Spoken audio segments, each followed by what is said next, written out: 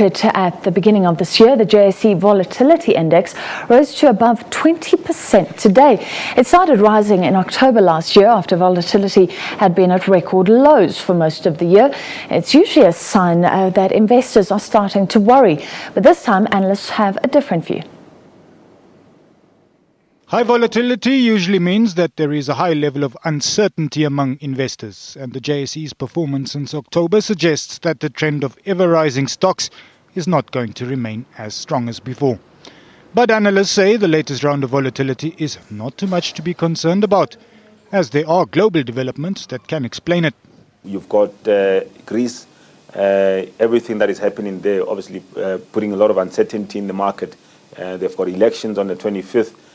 Possibly there is talks that they might be leaving the Eurozone. If that happens, of course, will be a catastrophe for the Eurozone. So I think the market is a bit nervous about that. And also, but we've seen also what's been happening in the oil market. You know, the recent volatility has obviously resulted in a very high volatility in the equity market as well.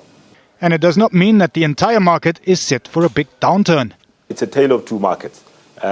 Overall, we haven't really corrected. And I don't think there's a reason to believe that overall there will be a crash, because there's still strong reasons why the other sectors that are doing well will continue to do well. I'm talking about here about the retail sectors and financial sectors and industrial sectors. There's still some strong reasons why, fundamental reasons why those sectors should continue going up. The JSE itself likes the rise in volatility. The first part of the year, we really saw volatilities being at exceptionally record lows, and that concerned us more because there wasn't enough information in the market for traders and investors and brokers to really make decisions and to really make calls and trade in the market. So for us, it's really healthy that there is information out in the market. There's news about what's happening in Europe. There's some talks about quantitative easing that's being considered. There's news in the US that, you know, there'll be some slow recovery on that side.